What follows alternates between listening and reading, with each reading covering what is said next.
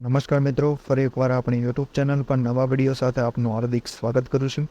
જો તમે આ ચેનલ પર નવા હોય તો આપણી ચેનલને સબસ્ક્રાઇબ કરી લેજો જેથી સરકારી ભરતી લગતી અવનવી અપડેટ્સ મળતી રહે.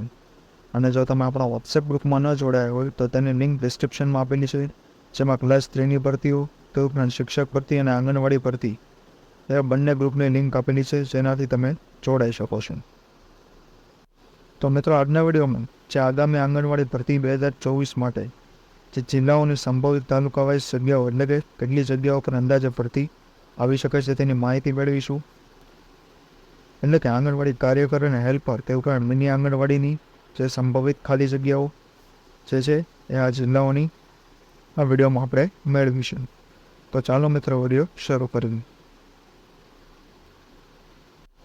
તો મિત્રો, સૌપ્રથમ કચ્છ જિલ્લાની જોવામાં આવે તો કુલ 43 જગ્યાઓ, જેમાં આંગણવાડી કેન્દ્રનું નામ, કાર્યકર અને હેલ્પરની કેન્દ્ર એટલે કે તાલુકાનું નામ અહીં દર્શાવવામાં આવેલું છે. ઉપરાંત કેટલી ખાલી જગ્યાઓ હતી અને અંદાજિત જે 19થી 22 એટલે કે કાર્યકરની 19 અને હેલ્પરની 22 જેટલી ખાલી જગ્યાઓ હતી. તો આ મુજબની જે આગામી ભરતીના છે એ જગ્યાઓ આવી શકે છે.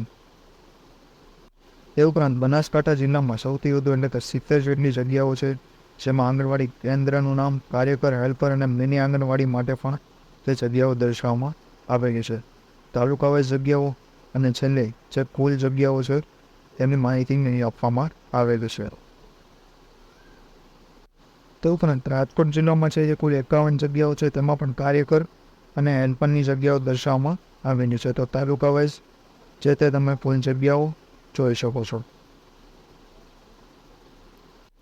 ત્યારબાદ અન્ય જિલ્લાઓમાં મહેસાણા જિલ્લાની કુલ 41 જેટલી જગ્યાઓ છે, જેમાં મિની આંગણવાડીની જે ભરતી પણ સમાવેશ કરવામાં આવેલો છે. તો તાલુકા વાઇઝ જેટલી જગ્યાઓ અહીં પણ ખૂબ ડિટેલમાં આપવામાં આવેલી છે. ત્યારબાદ છેલ્લે ભરૂચ જિલ્લાની જગ્યા જોવામાં આવે તો તેમાં પણ આંગણવાડી કાર્યકર અને હેલ્પર, તે ઉપરાંત આમોદ, અખિલેશ્વર, ભરૂચ, આસોટ જેવા તમામ કેન્દ્ર વાઇઝ જગ્યાઓ દર્શાવવામાં આવેલી છે.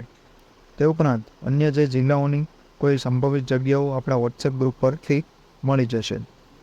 તો આજના વિડીયોમાં બસ આટલું જ. ફરી મળીશું નવી માહિતી સાથે.